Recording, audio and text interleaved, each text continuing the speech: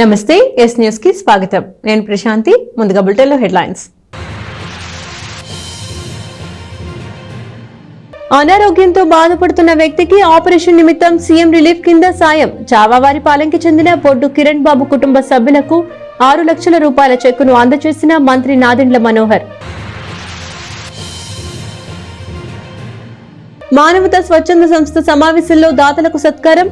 వరద బాధితుల సహాయార్థం విరాళం ఇచ్చిన సంస్థ సభ్యులకు మానవతా పురస్కారాలు. నిజాయితీ చాటుకున్న Tenali railway station house keeper Lalitha. ప్రయాణికుడు పోగొట్టుకున్న 20,000 రూపాయల అధికారుల ద్వారా అప్పగింత.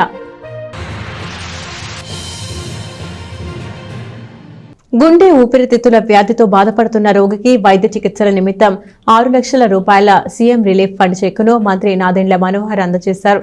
రోగి కుటుంబ సభ్యులకు ఈ చెక్కును అందజేసి మంచి వైద్యం చేయించాలని మంత్రి మనోహర్ సూచించారు. తెనాలి మండలంలోని చావవారిపాలెం గ్రామానికి చెందిన బొడ్డు కిరణబాబు కొంతకాలంగా ఊపిరితిత్తుల వ్యాధితో బాధపడుతున్నాడు. పేద కుటుంబానికి చెందిన కిరణబాబుకు కుటుంబ సభ్యులు పలు వైద్యశాలలు చికిత్స చేయించగా ఊపిరితిత్తుల వ్యాధి శస్త్రచికిత్స చేయాల్సిన అవసరం ఏర్పడింది. ఇందుకు సంబంధించిన శస్త్రచికిత్స హైదరాబాద్లో కూడా అందుబాటులో లేని క్రమంలో బెంగళూరులో శస్త్రచికిత్స చేయాల్సి వచ్చింది. ఇందుకోసం ముఖ్యమంత్రి సహాయ నిధి నుండి 6 లక్షల రూపాయల చెక్కును మంత్రి నాదెండ్ల మనోహర్ బాధితుడి కుటుంబానికి ఆదివారం అందజేశారు. తెనాలిలోని క్యాంపు కార్యాలయంలో ఉదయం జరిగిన కార్యక్రమంలో రోగి కిరణబాబు కుటుంబ సభ్యులకు మంత్రి మనోహర్ చేతుల మీదుగా చెక్కును అందజేసి వారికి ధైర్యం చెప్పారు. ఈ సందర్భంగా మంత్రి మనోహర్ మాట్లాడుతూ ఇటువంటి క్లిష్టమైన వైద్య సేవలు అవసరమైన పేదరికంతో ఇబ్బంది పడుతున్న వారు ఎవరన్నా ఉంటే తన దృష్టికి తీసుకురావాలని, ఆర్థిక సహకారం అందించేందుకు కృషి చేస్తానని మంత్రి తెలిపారు. ఎన్నుకోబడ్డ 2 నెలలు కూడా చాలామంది పాపం వచ్చినప్పుడు ఆర్థిక ఇబ్బందుల వలన ప్రభుత్వం నుంచి తక్షణమే స్పందించి ఒక ధైర్యం కల్పించి ఒక భరోసా కల్పించే మనస్తత్వం ఉండి కూడా ఆర్థిక ఇబ్బందుల వలన చేసుకోలేకపోయాం. సో ఇప్పుడు మళ్ళీ రాష్ట్ర వ్యాప్తంగా ఎంతోమంది దాతలు గౌరవ ముఖ్యమంత్రి చంద్రబాబు నాయుడు గారి నాయకత్వం పైన ఉన్న నమ్మకంతో ఎంతోమంది కదిలి వచ్చి దాదాపు 400 కోట్ల రూపాయలు ముఖ్యమంత్రి సహాయ నిధికి అందించారు. అందులో కొంతవరకు మొన్న వరద బాధితులకి ఆర్థిక సహాయం అందించాం. ఇంకా ముఖ్యమంత్రి గారి సహాయ నిధి మరొకసారి ప్రారంభమై క్షేత్రస్థాయిలో పాపం ఎవరైతే ఇబ్బంది పడుతున్నారో వాళ్ళకి అందించాలనే నిర్ణయం సీఎం గారు మన క్యాబినెట్లో చెప్పిన తర్వాత మల్లెపాడు గ్రామంలో మన కిరణ్ బాబు అనే పేషెంట్ లంగ్స్లో ఆయనకి వ్యాధి వచ్చి ఎప్పటి నుంచో పాపం వాళ్ళు సఫర్ అవుతున్న తరుణంలో హాస్పిటల్స్ ఎవరు కూడా మన రాష్ట్రంలో సరిగ్గా వాళ్ళకి సహాయం అందించకపోగా ప్రత్యేకంగా వాళ్ళకి అటువంటి వైద్య సేవలు ఇక్కడ లేవు అని హైదరాబాద్లో కూడా చెప్పిన తర్వాత నారాయణ హృదయాలయకి బెంగళూరులో వీళ్ళు వెళ్ళారు. పాపం ఎంతో కష్టపడి బతికించుకోవాలి, కష్టపడాలి అని మనస్తత్వంతో కుటుంబం అంతా కూడా అతని కోసం ఎదురు చూస్తున్న తరుణంలో 9 లక్షల రూపాయలు ఖర్చు అవుతుందని హాస్పిటల్ వాళ్ళు చెప్పినప్పుడు కట్టుకోలేని పరిస్థితిలో పాపం వాళ్ళు వచ్చినప్పుడు నేనే వాళ్ళ పరిస్థితి చూసి ముఖ్యమంత్రి గారిని ప్రత్యేకంగా రిక్వెస్ట్ చేస్తే మొన్న 6 లక్షల రూపాయలు శాంక్షన్ చేశారు. సో 6 లక్షల రూపాయలు ఈరోజు వాళ్ళకి ఆ ఆర్డర్స్ అందించి ఆ బాబు బాగా చికిత్స పొంది మెరుగైన వైద్యం కోసం పాపం ఆయన పడుతున్న కష్టాలకి మీ అందరం కూడా కలిసి దోహదపడే విధంగా ఒక ధైర్యం నింపే విధంగా ఈ కార్యక్రమం చేస్తున్నాం. ఈ సందర్భంగా మన తెనాలి నియోజకవర్గంలో ఎంతోమంది పాపం పేద ప్రజలు ఎదురు చూసుకున్న ఈ పరిస్థితిని గమనించి నేను అందరూ కూడా విజ్ఞప్తి చేస్తున్నాను. ఇది చాలా పారదర్శకంగా నిజాయితీగా పాపం పేద కుటుంబాలు ఎవరైతే వైద్య ఖర్చులు భరించలేరో వాళ్ళకి ముఖ్యమంత్రి సహాయాన్ని నుంచి పూర్తి మనసుతోటి సహకరించడానికి నేను సిద్ధంగా ఉన్నాను. మీరు ఆ వివరాలు తీసుకుని వచ్చి మన కార్యాలయంలో అందిస్తే తెనాల్లో తప్పకుండా అది ప్రాసెస్ చేసి నేను స్వయంగా చంద్రబాబు నాయుడు గారితో దీనిపైన సంతకాలు చేయించి మీ అందరికీ కూడా ఏదో విధంగా ఆర్థిక సహాయం అందే విధంగా తప్పకుండా మేము సహాయం అందిస్తాం. ఇది చాలా నిజాయితీగా నిబద్ధతతో చేయాల్సిన కార్యక్రమం. కొంచెం ఓపికగా కూడా చేయాలి, ఎందుకంటే వాళ్ళు కూడా పాపం దాదాపు 2 నెలలు తిరుగుతున్నారు పాపం. కానీ పరిస్థితులు మెరుగైనాయి కాబట్టి ఇప్పటి నుంచి ఇంకా కొంచెం మెరుగ్గా వాళ్ళకి మంచి అవకాశాలు కల్పించే విధంగా అంతిమంగా మనం కోరుకునేది ఆ ప్రాణాలను కాపాడుకోవాలి. ఆ ప్రాణాన్ని కాపాడుకునే విధంగా ఖచ్చితంగా మేము వాళ్ళకి అందుబాటులో ఉండి చేస్తామని కూటమి ప్రభుత్వం ఇటువంటి సందర్భాల్లో ప్రజల కోసం నిలబడే ఒక నిబద్ధతోటి పనిచేసే ఆలోచన మాలో ఉంది కాబట్టి చంద్రబాబు నాయుడు సార్ గారికి మా వందనాలు సార్, మనోహర్ సార్కి వందనాలు సార్. నా పిల్లాడికి సీరియస్ అండి, 3 నెలల మెట్టి తిరుగుతున్నాం సార్. 3 నెలల మెట్టి తిరుగుతుంటే ఇప్పుడు పనే సార్. నా పిల్లాడు ప్రాణాలు కాపాడారు సార్. నేనేం చెప్పుకోలేను. సీరియస్ కేసు అండి. ఆక్సిజన్ పెట్టుకుని ఇంట్లో దగ్గుతున్నాడు. ఆ ఇబ్బంది చూసి మేము నిద్రపోవట్లేదు, అన్నం తింటలేదు, కంటిన్యూ నిద్రపోలేదు, భోజనం చేయట్లేదు, ఒకటే తిరుగుతున్నాం సార్. ఇట్లాంటి మంది ఎంతోమంది ఉన్నారు సార్. అంతమంది కూడా సహాయం చేయమని మేము ప్రార్థిస్తున్నాం సార్. సీఎం గారికి వందనాలు సార్, మనోహర్ సార్కి వందనాలు సార్.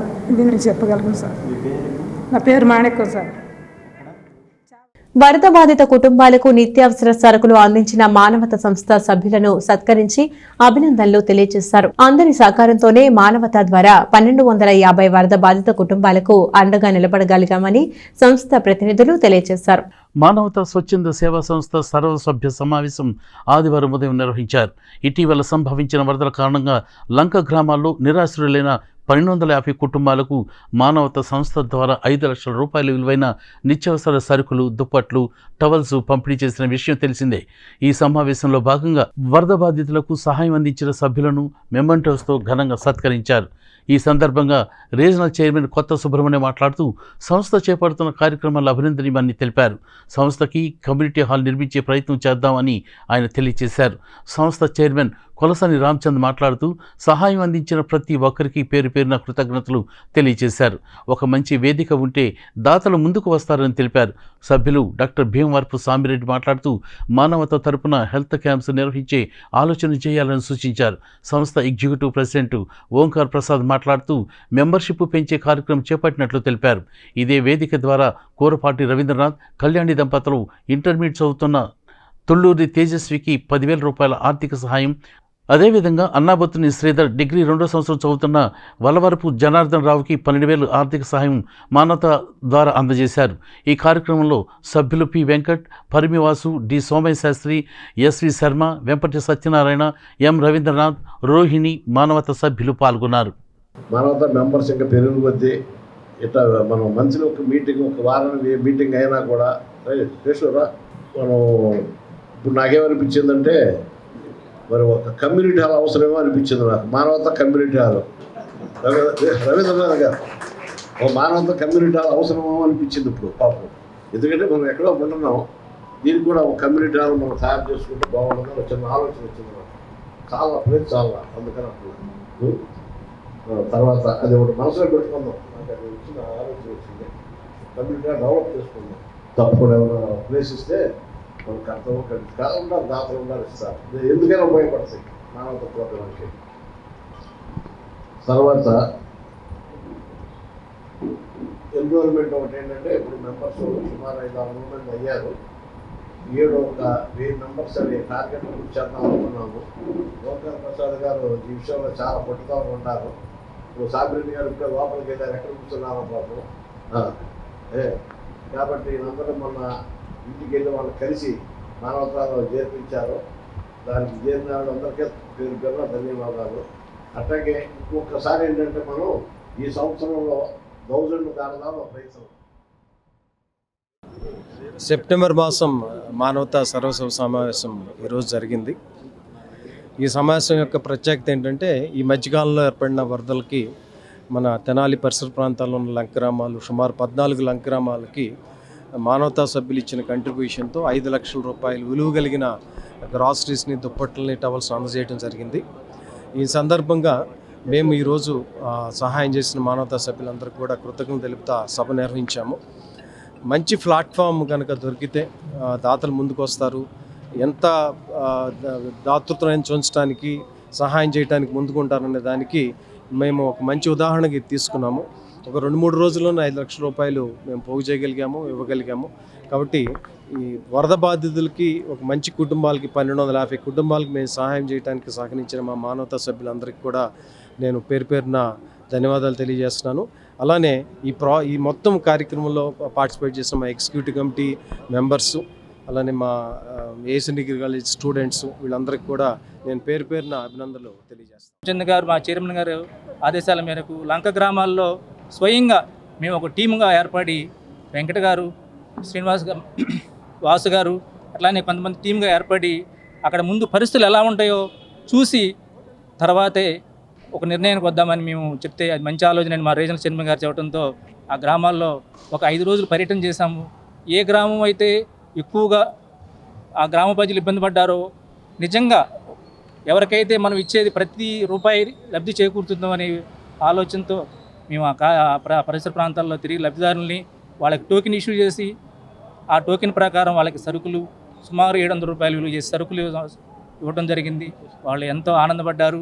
ఇంత సహాయం అందించిన వాళ్ళు చాలా చక్కగా మాకు 15 రోజుల పాటు ఉపాధికి లేకపోయినా మాకు చేదోడు వారికి అందించారు అని చాలా ఆనందపడ్డారు. రీజనల్ చైర్మన్ గారు ఈరోజు ఒక సందేశం ఇచ్చారు. ఏంటంటే ప్రతి ఒక్క మానవతా సభ్యులు మరి ఒక మానవతా సభ్యుని చేర్చడానికి సహకరించాలని ఆ సందర్భంగా మానవతా సభ్యులు ప్రజెంట్ 600 పైగా మెంబర్షిప్ జాయిన్ అయి ఉన్నారు. దాన్ని 1000 చేయాలని ఆలోచనతో ఉన్నారు. అందరూ సహకరిస్తారని ఆశిస్తున్నాను. పట్టణంలోని నాజరుపేట, రామలింగేశ్వరపేట ప్రాంతాల్లో మంత్రి నాదెండ్ల మనోహర్ పర్యటించారు. ఆయా ప్రాంతాల్లో ప్రజల సమస్యలు తెలుసుకున్న అనంతరం పలు వార్డుల పరిధిలోని జనసేన పార్టీ నాయకులతో ఆయన సమావేశమయ్యారు. ఆంధ్రప్రదేశ్ రాష్ట్ర ఆహార, పౌర సరఫరాల మరియు వినియోగదారుల వ్యవహారాల శాఖ మంత్రి నాదెండ్ల మనోహర్ ఆదివారం సాయంత్రం పలు వార్డుల్లో పర్యటించారు. సాయంత్రం 5 గంటల నుండి స్థానిక నాజర్పేటలో పర్యటించిన ఆయన అక్కడ ప్రజలతో మాట్లాడారు. జంపని డ్రైన్ను పరిశీలించి కాలువ వెంబడి నివసిస్తున్న స్థానికులతో మాట్లాడి వారి సమస్యలను తెలుసుకున్నారు. వారు సూచించిన పలు సమస్యలను మున్సిపల్ కమిషనర్ బండి శేషన్నతో నమోదు చేయించి వాటిని పరిష్కరించాలని సూచించారు. పర్యటనలో మనోహర్ వెంట జనసేన నాయకులు గాదె వెంకటేశ్వరరావు, హరిదాస్ గౌరీశంకర్, బండారు రవికాంత్, మామిడిపత్రుల సుబ్రహ్మణ్యం, మాజీ కౌన్సిలర్ కటకం శాంతకుమారి తదితరులు ఉన్నారు.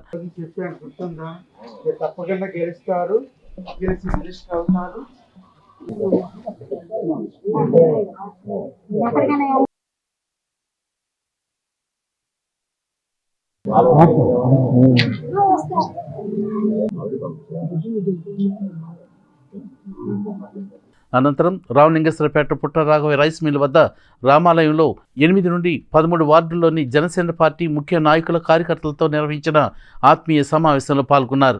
ముందుగా ఆలయంలో రాముల వారిని దర్శించుకుని అనంతరం పార్టీ నేతలతో సమావేశమయ్యారు. గతంలో ప్రారంభించిన పనులు పూర్తి చేయాల్సి ఉందని, అందరం కలిసికట్టుగా తెనాలిని అభివృద్ధి చేసుకుందామని మంత్రి మనోహర్ నాయకులకు సూచించారు. ఈ సమావేశంలో నాయకులు గాదె వెంకటేశ్వరరావు, హరిదాస్ గౌరీశంకర్, బండారు రవికాంత్, మామిడిపత్రుల సుబ్రహ్మణ్యం, తోటకూర వెంకట రమణారావు, గ్యాలం వేణు, అమ్మిశెట్టి హరికృష్ణ, మట్టుపల్లి గోపాలకృష్ణ, మహిళ బన్ను యాదవ్, గురిశెట్టి శ్రీనివాసరావు, తులాబందుల నాగ మహేష్ తదితరులు పాల్గొన్నారు. అన్ని సందర్భాల్లో కూడా ఎన్నికలు వస్తూనే ఉంటాయి. ప్రజల నమ్మకంతో గెలిపిస్తారు. 3వసారి శాసనసభ్యులుగా నేను అయ్యానంటే వాళ్ళందరూ మీరు చూపించిన అభిమానం, మా నాయకులు, పార్టీ కార్యకర్తలు ఇద్దరందరూ కూడా పెద్ద మనసుతో అర్థం చేసి ఒక మార్పు తీసుకొద్దాం, మంచి ప్రభుత్వం తీసుకొద్దాం.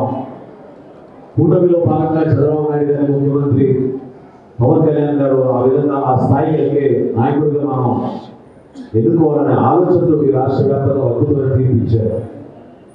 నేను మీకు మాటిస్తున్నాను, 2047 కల్లా తెనాలిని మనం అద్భుతంగా అభివృద్ధి చేసుకున్నాం. దాన్ని మంచి ప్రణాళిక సిద్ధం చేసుకున్నాం. ఏ విధంగా గతంలో కళలకు కోసం ఇక్కడ నివసిస్తున్న కళాకారులను మనం ప్రోత్సహించే విధంగా, వాళ్ళకు గౌరవించే విధంగా ఏ విధంగా మనం కళామందిరం నిర్మాణం చేసుకున్నాం, ఆడిటోరియం నిర్మాణం చేసుకున్నాము. అదేవిధంగా మొట్టమొదటి ఓపెన్ ఎయిర్ ఆడిటోరియం మనం 10వ వార్డులో మనం ఏర్పాటు చేసుకున్నాం, నుంచి ప్రారంభించుకున్నాం. ఎందుకంటే ఈ ప్రాంతంలో ఎంతోమంది తల్లులు వాళ్ళ బిడ్డల్ని చక్కటి డ్యాన్స్ కార్యక్రమాలను నేర్పించే విధంగా, నృత్య కార్యక్రమాలు, అదేవిధంగా ఎంతోమంది పేరు పొందిన మన కళాకారులు మన ప్రాంతానికి జరిగారు. కానీ మనకు వేదిక లేదు. ఆ వేదిక మనం నిర్మాణం చేసి ఇచ్చినందుకు ఈ ప్రాంతాల్లో కొన్ని అద్భుతమైన కార్యక్రమాలు చేయాలి. ఇక్కడ ఉన్న తహసీల్దార్ గారు, ఎంపీడీఓ గారు అందరినీ కలిపి 11 మంది అధికారులు కలిపి నాతో సహా గ్రూప్లో ఉన్నాం. ప్రతిరోజు ఎక్కడైనా వచ్చిన సమస్య వచ్చినా, వీధి దీపాలు ఎలగకపోయినా, శానిటేషన్ సమస్య వచ్చినా, లేదా మీకు మురికాలం సరిగ్గా క్లీన్ చేయడానికి భావం వచ్చినా ఇమీడియట్గా మీకు దాంట్లో ఆ వాట్సాప్లో ఒక మెసేజ్ పెట్టచ్చు, లేకపోతే ఒక ఫోటో పెట్టచ్చు. తప్పకుండా మీకు అరగంటలో పెట్టి స్పందించి మీకు ఆ కార్యక్రమం జరిగే విధంగా మీకు ఇబ్బంది కలగకుండా చూసుకునే ఆలోచన మాకు ఇన్ని సంవత్సరాల రాజకీయ చరిత్రలో ఎవరికి రానటువంటి మెజార్టీ శ్రీ నారాయణ మనోహర్ దాదాపుగా 48,900 పైసలు ఓట్లు ఇంకొక ఏడు లెక్క లేదు. అయిపోతుంటే దాదాపు 50 ఓట్లు రీచ్ అయిన వాళ్ళు. ఇదంతా కూడా కార్యకర్తలు ప్రజల విజయమే. ఎందుకంటే అంత నమ్మరు ఈ రాష్ట్రంలో. మరి చంద్రబాబు గారి నాయకత్వం అనుభవం కావాలన్నారు.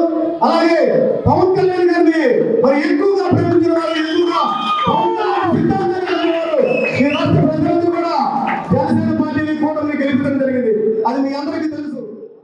ఎస్సీ వర్గీకరణపై సుప్రీంకోర్టు వెల్లడించిన తీర్పును వ్యతిరేకిస్తూ ఎస్సీ ఎస్టీ వర్గీకరణ వ్యతిరేక పోరాట సమితి తెనాలి డివిజన్ జేఏసీ ఆధ్వర్యంలో రౌండ్ టేబుల్ సమావేశం నిర్వహించారు. ఈ సమావేశానికి పిల్లి విద్యాసాగర్ అధ్యక్షత వహించారు. స్థానిక ఐతానగర్లోని శ్రీ పొట్టి శ్రీరాములు కమ్యూనిటీ హాల్లో ఆదివారం సాయంత్రం ఎస్సీ ఎస్టీ వర్గీకరణ వ్యతిరేక పోరాట సమితి తెనాలి డివిజన్ జేఏసీ ఆధ్వర్యంలో మాల న్యాయవాదుల, ఉద్యోగస్తుల, విద్యావేత్తల, పట్టభద్రుల రౌండ్ టేబుల్ సమావేశం జరిగింది. ఈ సమావేశంలో మాల మాదిగలను ఎస్సీ వర్గీకరణ పేరుతో విడదీయటం అన్యాయమని మాల మహానాడు జేఏసీ నేతలు senior counsel high court advocate B Sasibhushan, Karumanchi Ravikumar, Panthagani Ramesh, Dasari Chennakesavulu, Pondugala చైతన్యలు పేర్కొన్నారు. కుట్రపూరిత రాజకీయాలతో రాష్ట్రంలో ఎస్సీ ఎస్టీలను వర్గీకరణ చేస్తే తగిన మూల్యం చెల్లించాలని ప్రభుత్వాన్ని హెచ్చరించారు. రాష్ట్రంలో 42 లక్షల మంది ఉన్న మాలలు ఒక్క రాజకీయ శక్తిగా ఏర్పడబోతున్నారని, దగాకోరు రాజకీయాలు చేస్తే ఉపేక్షించేది లేదని వారు హెచ్చరించారు. రాబోయే రోజుల్లో దళితులు ఉద్యమకారులుగా కాకుండా రాజకీయ నాయకులుగా ఉద్భవించనున్నారని పేర్కొన్నారు. ఈ రౌండ్ టేబుల్ సమావేశంలో పిల్లి విద్యాసాగర్, గడ్డటి సుందర్ సునీల్ సభకు అధ్యక్షత వహించారు. కార్యక్రమంలో బండికల్ల బుల్లయ్య, బొనిగల ప్రదీప్, కంచర్ల కోటేశ్వరరావు, అక్కిదాసు కిరణ్ కుమార్, కనపర్తి అబ్రహం లింకన్, కారుమంచి సునీల్ సందీప్, గోవాతోటి మనోజ్, ఎండ్రపాటి అశోక్ కుమార్, వేము సమత, కారుమంచి భానుప్రకాష్, కంచర్ల అజయ్ కుమార్, మధిర నాగేశ్వరరావు తదితర విద్యావేత్తలు, ఉద్యోగస్తులు పాల్గొన్నారు. ఈ వర్గీకరణ అనేది రాజ్యాంగం ప్రకారంగా సాధ్యమేనా కాదా అనే అంశంపై ఉద్యోగస్తులు మరియు ప్రజాస్వామ్యవాదులు వారి మధ్య ఒక సమర్థవంతమైన చర్చ చేపట్టాలని, తద్వారా ప్రజలు ఈ జడ్జిమెంట్ని అర్థం చేసుకుని తమ హక్కులను కాపాడుకోవడానికి ఈ మీటింగ్ ఒక సాధనంగా ఉపయోగపడుతున్న ఉద్దేశంతో ఈ మీటింగ్ పెట్టడం జరిగింది. సోదరులు, ఈ మీటింగ్లో ప్రాథమికంగా మేము చర్చించేది ఏంటంటే, రాజ్యాంగం పౌరులు ఇచ్చిన హక్కు ప్రకారంగా వాళ్ళ హక్కులు వాళ్ళకు అడగడానికి రాజ్యాంగం ఒక సాధనంగా వినియోగపడుతుందని, అలాగే ఈ వర్గీకరణ అంశం సుప్రీంకోర్టులో రివ్యూ పిటిషన్ రూపంలో పెండింగ్లో ఉన్నందున అది అక్టోబర్ నెలలో విచారణకు వచ్చే అవకాశం ఉందని తెలుస్తుంది. కావున సోదరులు, అలాగే ఇక్కడ హాజరైన ప్రజలు, ఉద్యోగస్తులు తమ హక్కులు కాపాడుకోవడానికి. నా పేరు doctor Dasari Chennakesavulu, global Republican party రాష్ట్ర అధ్యక్షుడిని. నేను ఈ సభాపూర్వకంగా తెలియజేసేది ఏంటంటే, ఈ తెనాలిలో ఐతానగర్ నుండి అత్యధిక ఓటింగ్ కలిగినటువంటి మాల కమ్యూనిటీ, అంటే దాదాపు 42 లక్షల ఓట్లు కలిగిన మాల కమ్యూనిటీ ఒక రాజకీయ శక్తిగా మారాలి. రాజకీయ శక్తిగా మారితేనే రాజ్యాంగ ఫలాలు మన ఇళ్ళకి, మన కుటుంబాలకు చేరతాయి. సామాన్యుడు చట్టసభలకు వెళితేనే రాజ్యాంగ ఫలాలు పేదవాడికి అందుతాయి. అప్పటి వరకు ఏమీ జరగదు. 2014లో చంద్రబాబుని, 19లో జగన్మోహన్ రెడ్డిని, మళ్ళీ ఆయన కాదని చెప్పి ఇప్పుడు మళ్ళీ చంద్రబాబు నాయుడు ఎక్కించాం. ఇలా వాడిని మార్చి వీడిని మార్చి వాడిని ఎక్కించడం మానేసి మనం గద్దెనెక్కడానికి ఈరోజే ఈ తెనాలి నుండే ఒక రాజకీయ ఉద్యమం నిర్మించాలని చెప్పేసి గ్లోబల్ రిపబ్లికన్ పార్టీ పిలుపునిస్తుంది. చంద్రబాబు ఖబర్దార్, వర్గీకరణ అంటూ మాల మాదిగల మధ్య కనుక నువ్వు ఏలు పెడితే ఏలు తీసేస్తాం, కాలు పెడితే కాలు తీసేస్తాం, తల కనుక పెడితే తలైనా తీసేస్తాం. చంద్రబాబు నాయుడు రాజీనామా చేసేంత వరకు ఇక్కడ నిద్రపోయే ప్రసక్తే లేదు అని మీకందరికీ తెలియజేస్తూ ఉన్నాం. మోడీ నాయకత్వంలో, చంద్రబాబు నాయకత్వంలో, కూటమి నాయకత్వంలో వచ్చినటువంటి తీర్పుగా మేము భావిస్తున్నాం. ఈ కూటమి తీర్పుని మేము అంగీకరించేది లేదు. ఒకవైపు న్యాయ పోరాటం, మరొక వైపు ప్రజా పోరాటాన్ని నిర్మించి మా సోదరుడు చెప్పినట్టు ఇదే తెనాల నుంచి ఈరోజు ఒక మేధావుల సదస్సు ప్రారంభమైంది. అలాగే నిరుద్యోగులు, అలాగే నాయకులు అనేక మంది దీని మీద ఆలోచన చేస్తున్నాం. చంద్రబాబు గత తీర్పుకు వ్యతిరేకంగా ఇక్కడ నేను జిల్లాల వారి వర్గీకరణకి తీసుకొస్తానని చెప్పడం జరుగుతుంది. చంద్రబాబు నాయుడు కానీ మరొక మిత్రుడు కానీ D3 శారదా సర్వీస్ సొసైటీ ఆధ్వర్యంలో బుర్రిపాలెంలోని డాక్టర్ ఎస్ బిల్డింగ్ లో ఉచిత వైద్య శిబిరాన్ని ఆదివారం నిర్వహించారు. ఈ వైద్య శిబిరంలో 200 మందికి పైగా వైద్య పరీక్షలు చేయించుకుని ఉచితంగా మందులను తీసుకున్నారు. తెనాలి మండలం బురిపాలెం గ్రామ సమీపంలోని ఎస్ బిల్డింగ్లో ఆదివారం ఉదయం నుండి సాయంత్రం వరకు నిర్వహించిన ఉచిత వైద్య శిబిరానికి విశేష స్పందన లభించింది. D3 శారదా సొసైటీ సర్వీస్ నేతృత్వంలో ప్రతి నెల చివరి ఆదివారం నిర్వహించే వైద్య శిబిరానికి పరిసర ప్రాంతాల నుండి పెద్ద సంఖ్యలో రోగులు తరలివచ్చారు. శిబిరంలో షుగర్ వ్యాధితో పాటు బీపీ, గుండెకు సంబంధించిన ఈసీజీ పరీక్షలు, అలాగే ఫిజియోథెరపీ వంటి ఉచిత సేవలు కల్పించారు. ఉదయం 6 గంటల నుండే వైద్య శిబిరానికి రోగులు తరలివచ్చారు. అల్పాహారానికి ముందు పరీక్షలు నిర్వహించి అనంతరం వారందరికీ అల్పాహారం అందజేసి మరలా పరీక్షలు చేశారు. ప్రముఖ వైద్య నిపుణులు గైనకాలజిస్ట్ డాక్టర్ డి శారద రోగులందరికీ వైద్య పరీక్షలు నిర్వహించారు. దాదాపు 200 మందికి పైగా రోగులు వైద్య పరీక్షలు చేయించుకున్నారు. వైద్య పరీక్షల అనంతరం షుగరు, బీపీ, కాల్షియం, విటమిన్ టాబ్లెట్లు ఉచితంగా అందజేశారు. 20 మంది దాకా వాలంటీర్లు సేవలు అందించగా ఎన్ శ్రీనివాసరావు వైద్య శిబిరాన్ని పర్యవేక్షించారు. అందరికీ నమస్కారం అండి. ఎవ్రీ మంత్ ఇక్కడ బురిపాలెం విలేజ్లో నెలాఖరు సండే నాడు మనం క్యాంప్ చేస్తున్నాము. అంటే అది ఒక డయాబెటీస్ గురించే కాదు చెప్తున్నాము, ఇదివరకు కూడా ఈ నాన్ కమ్యూనికబుల్ డిజార్డర్స్ అన్నీ కూడా అడ్రస్ చేయాలని. మరీ ముఖ్యంగా మనం ఇదేదో క్యాంపు లేకపోతే ఫోటోల్లో రావాలి, ఇట్లా వీడియోలో మీతో కనెక్ట్ అవ్వాలి అనే ఉద్దేశం అయితే 200% లేదండి. ఒక చేంజ్ రావాలి సమాజంలో. మరి ఎందుకని ఇన్ని క్యాంపులు నాలాగా చేసేవాళ్ళు కూడా చాలామంది ఉన్నారు, తెనాల్లో చేస్తున్నారు, బయట చేస్తున్నారు. అయినా సరే మనం ఎందుకని ఈ పేషెంట్ రేటుని తగ్గించుకోలేకపోతున్నాం అనే దాని మీద ఒక రీసెర్చ్ పేపర్ కూడా మేము రాస్తే అది Guntur medical college ethical committee వాళ్ళు అప్రూవల్ చేశారు. నా మెయిన్ ఫోకస్ ఈ 40 ఏళ్ళ నుంచి ఏంటంటే జబ్బుల్ని ఆపేసేయాలి. జబ్బులు అనేది మనం ఉండే ఏరియాలో, అంటే డాక్టర్స్ అకౌంటబుల్గా ప్రాక్టీస్ చేసే ఏరియాలో జబ్బులు ఉండకూడదు. ఎక్కువ మందిని పేషెంట్ చూశానంటే అది గొప్ప కాదండి. అసలు జబ్బులు రానియకుండా నేను ఎంత చేశానంటే అది గొప్ప. ఆ ఒక్క దాని గురించి నేను ఈ 40 ఏళ్ళ నుంచి పోరాటం చేస్తున్నాను. అలాగే వాళ్ళకి, మీకు ఇంక్లూడింగ్ నాకు కూడా నేను చెప్పదలుచుకుంది ఏంటంటే, మనం చిన్నప్పటి నుంచి వరన్నం తిని ఉన్నాము, అందరం కూడా రైస్ ఈటర్స్మే. అలాగా మన ఎంజైమ్స్ కానీ లోపల ఉన్న రిసెప్టార్స్ కానీ అన్నీ కూడా అలవాటు అయిపోయినాయి. ఆ సిస్టమ్ అలవాటు అయిపోయిన దాన్ని సడన్గా వీళ్ళు కంప్లీట్గా రైస్ మానేయటము, లేకపోతే ఇంటర్మీడియట్ ఫాస్టింగ్ పిచ్చి పిచ్చిగా చేసేయటము, ఆ యూట్యూబ్లో చూసి చేయటం చేస్తున్నారండి. దయచేసి అలా చెయ్యొద్దు. దానికి కొన్ని స్టాండర్డ్ ప్రోటోకాల్స్ ఉంటాయి, స్ట్రాటజీస్ ఉంటాయి, అవే మనం పాటించాలి. దట్టు 50 ఏళ్ళు దాటిన వాళ్ళు ఎక్కువ అలా చేయకూడదు. అంటే మేము అసలు తినకూడదా అని అంటే తినాలి. మీకు ఒక చిన్న పాయింట్ చెప్తానండి, ఇది మేము దాదాపు 10 ఏళ్ళు కష్టపడి నేర్చుకున్న పాయింట్. సింపుల్గా 4 ముక్కల్లో మీకు చెప్తున్నాను. ఏ ఫుడ్ తిన్నా సరే గుర్తుపెట్టుకోండి, ఏ ఫుడ్ తిన్నా సరే గ్లైసిమిక్ ఇండెక్స్ అని ఉంటుందండి, దాన్ని GI ఇండెక్స్ అని అంటాం. ఆ GI ఇండెక్స్ కనుక తక్కువైతే మీకు కానీ నాకు కానీ ఎవరికి కూడా రోగాలని రావు. అలానే మనం ఎవరు కూడా ICUలోకి వెళ్ళక్కర్లేదు, వెంటిలేటర్ మీదకి వెళ్ళక్కర్లేదు. ఆ GI ఇండెక్స్ అనేది మీరు నెట్లో గూగుల్లో కనుక టైప్ చేస్తే ఎనీ ఫుడ్, ఇప్పుడు మీరు గ్రేప్స్ తిన్నారు, GI ఇండెక్స్ ఆఫ్ గ్రేప్స్ అని కొట్టండి. అలాగే పానకం తాగారు, అది కొట్టండి. అలాగే రైస్ తిన్నారు, ఉప్మా రవ్వతోటి తిన్నారు, దాని GI index, Apple GI index అని ఉంటే దానిలో మీకు నెంబర్ వస్తుంది. ఆ నెంబర్లో తక్కువ ఉన్నవి, అంటే 10, 20, 30, 50కి బిలో ఉన్నదాన్ని మీరు ఎంచుకోండి. నేను అన్నం తినకుండా ఉండలేను, నేను ఒక గిద్దెడు అన్నం తినేదాన్ని, ఈ గిద్దెడు అన్నంతో పాటుగా పీచు పదార్థం ఉన్నది యాడ్ చేయండి. అందుకని వెనకటాళ్ళు అన్నము, ఒక ఆకుకూర పప్పు, ఒక బెండకాయ పులుసు తిని ఎండలో పనిచేసినా సరే వాళ్ళకి రాలేదు ఈ జబ్బులు. మనం అలా కాదు, ఫుల్గా అన్నీ తినేసి మళ్ళీ చెమటలు కక్కి ఏసీ వేసుకుని పడుకుని యూట్యూబ్లో వీడియోలు చూస్తున్నాం. అక్కడే వచ్చింది జబ్బు.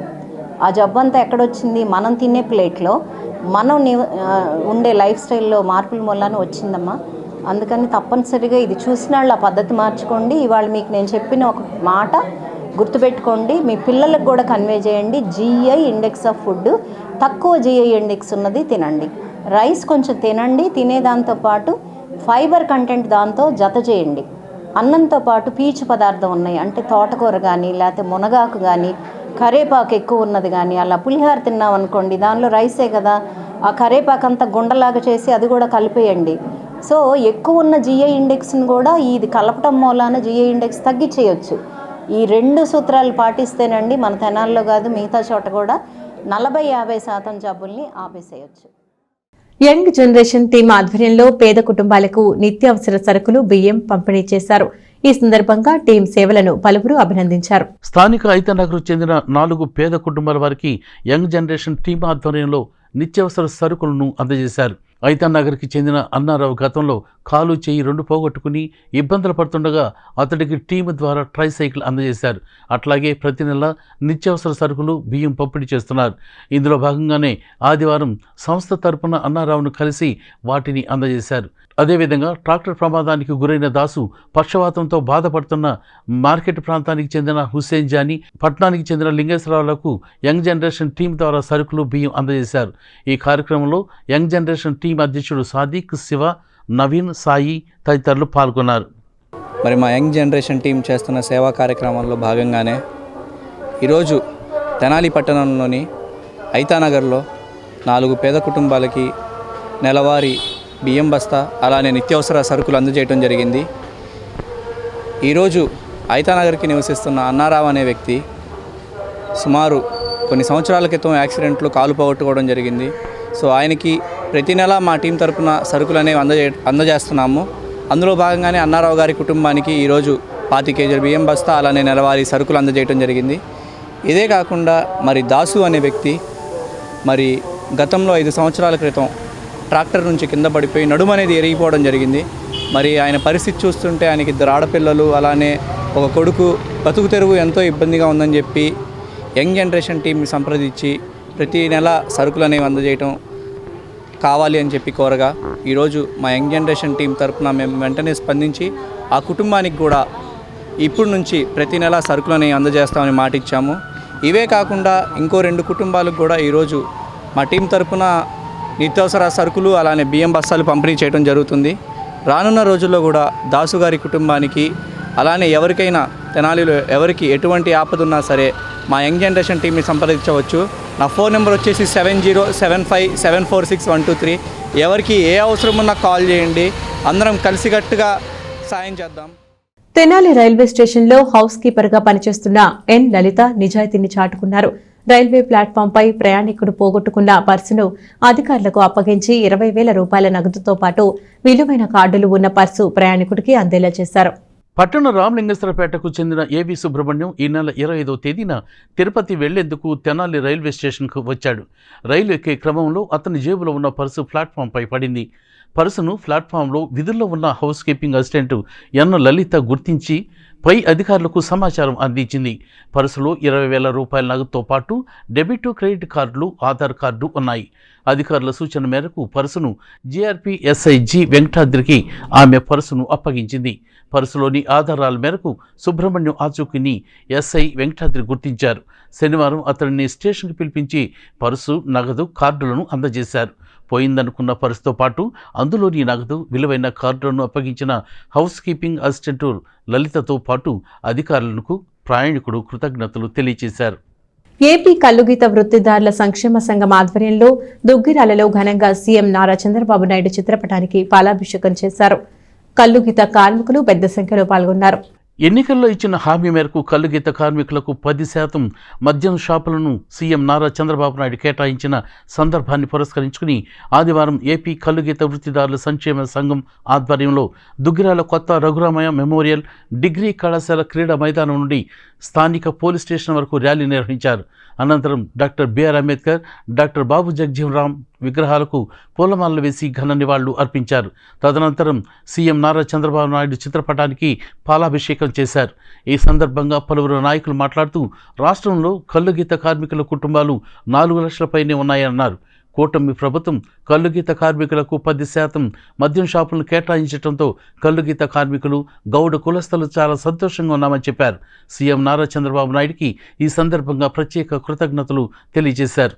ఈ కార్యక్రమంలో టీడీపీ నాయకులు గూడూరు వెంకట్రావు, వల్లూరు నరసింహరావు, కల్లుగీత వృత్తిదారుల సంక్షేమ సంఘం రాష్ట్ర ఉపాధ్యక్షుడు Kancharla Venkateswara Goud, Y Koteswararao, J Venkateswararao, Vaka Nagaraju, P Chennakeswararao, Sitaramaiah, కల్లుగీత కార్మికులు, గౌడు కులస్తులు, యువత, టీడీపీ నాయకులు, కార్యకర్తలు తదితరులు పాల్గొన్నారు. ఒక శుభదినమనే చెప్పాలి. శ్రీ నారా చంద్రబాబు నాయుడు గారు ఎన్నికల్లో ఇచ్చిన వాగ్దానం ప్రకారం 10% బ్రాందీ షాపుల్లో రిజర్వేషన్ కల్పించారు. కానీ వాస్తవంగా మేము 4 లక్షల కుటుంబాల పైన మేము కల్లుగీత కార్మికులు ఉన్నాం. మరి ఇది మాకేమాత్రం సరిపోకపోయినా ఎంతో కొంత ఉపశమనం అనే మాత్రం మేము ఆనందపడతా ఉన్నాం. ఇంకొక అంశం ఏంటంటే ఇవాళ అన్ని బ్రాందీ షాపుల్లో వాటరు, తినుబండారాలు అమ్ముకునే పర్మిట్ రూముల్లో అవకాశాలు ఉన్నాయి. అందుట్లో కూడా మా గీత కార్మికులకు అవకాశం కల్పిస్తే కొంత మాకు న్యాయం జరిగినట్టయిద్దని చెప్పేసి మేము ప్రభుత్వానికి తెలియజేస్తూ ఉన్నాం. ఇవాళ చంద్రబాబు నాయుడు గారు మాకు ఈ విధంగా ఈ బ్రాందీ షాపుల్లో 340 బ్రాందీ షాపులు ఇచ్చినందుకు కల్లుగీత కార్మికులు, గౌడ కులస్తులు అంతా ఆనందంగానే ఉన్నాం. వీటి నుంచి మేము ఎంతో కొంత ఆర్థికంగా బలోపేతం అవడానికి చంద్రబాబు నాయుడు గారు తెలిసినట్టు ఆర్థికంగా బలోపేతం కావాలి బీసీ సెక్షన్లో అని ఆయన చెప్పే మాటల్లో సారాంశం ముందుగా మాకు మా వైపునే గౌడ కమ్యూనిటీకి ఆయన హామీ ఇచ్చారు. తప్పనిసరిగా మీకు ఈ జరిగిన అన్యాయాన్ని మీ సామాజిక వర్గాన్ని ఆర్థికంగా బలోపేతం చేస్తాము. తప్పనిసరిగా మీకు ఈ లిక్కర్ షాపుల్లో కూడా మీకు సంబంధించిన వాటాలు దుగుర్యాల గ్రామంలో ఒక మంచి వాతావరణంలో ఒక మంచి కార్యక్రమం మా గౌడ సంఘీయులు, మా మిత్రులు కంచెల సత్యనారాయణ గారు అయితేనేమి, కంచెల వెంకటేశ్వర అయితేనేమి, కోటేశ్వర కానీ మా గ్రామానికి సంబంధించిన అందరూ గౌడ సంఘ యువకులు, కార్యకర్తలు అందరికీ ఈ కార్యక్రమం చేపట్టిన అందరికీ నా అభివృద్ధి ఆకాంక్షితులు, సంక్షేమ ప్రదాత శ్రీ నారా చంద్రబాబు నాయుడు గారు ప్రతిపక్షంలో ఉండగా ఏదైతే మా కల్లుగీత కార్మికుల గౌడ కులస్తులకి హామీ ఇచ్చారో ఇచ్చిన హామీని 100 రోజుల్లోపే మర్చిపోకుండా ఆ కులం యొక్క ప్రాధాన్యతను గుర్తించి ఆ కులంలో ఉన్నటువంటి పెద్దలు పార్టీకి చేసినటువంటి సేవలను గుర్తించి ఉదాహరణకి సర్దార్ గౌతు లచ్చన్న గారు కానివ్వండి, అనగాని భగవంతరావు గారు కానివ్వండి, తర్వాత వారి వారసులు శిరీష్ గారు, ఇప్పుడున్నటువంటి అన్నా సత్యప్రసాద్ గారు మొదలు వారంతా కూడా ఏ విధంగా అయితే ఎన్ని కష్టాలు వచ్చినా సరే కుల ప్రాతిపదికన కాకుండా మానవత్వంతో ఎవరైతే మానవత్వాన్ని విలువిస్తారో ఆ విలువ ఉన్నటువంటి పార్టీకి వెన్నుదండుగా నిలబడుతూ కొన్ని దశాబ్దాలుగా ఈ పార్టీని కాపాడడం రావడంలో వారి ముఖ్య భూమిక ఉంది. అది ఎట్టి పరిస్థితుల్లో కూడా మనం గుర్తు చేసుకోవడం. బులెటిన్ ముగించే ముందు హెడ్లైన్స్ మరొకసారి. అనారోగ్యంతో బాధపడుతున్న వ్యక్తికి ఆపరేషన్ నిమిత్తం సీఎం రిలీఫ్ కింద సాయం. చావావారిపాలెంకి చెందిన బొడ్డు కిరణ్ బాబు కుటుంబ సభ్యులకు 6 లక్షల రూపాయల చెక్కును అందజేసిన మంత్రి నాదెండ్ల మనోహర్. మానవతా స్వచ్ఛంద సంస్థ సమావేశంలో దాతలకు సత్కారం. వరద బాధితుల సహాయార్థం విరాళం ఇచ్చిన సంస్థ సభ్యులకు మానవతా పురస్కారాలు. నిజాయితీ చాటుకున్న Tenali railway station house keeper Lalitha. ప్రయాణికుడు పోగొట్టుకున్న 20,000 రూపాయల అధికారుల ద్వారా అప్పగింత.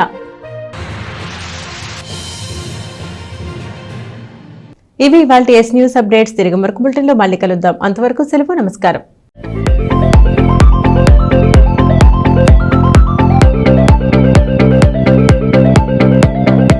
Please subscribe to our YouTube channel.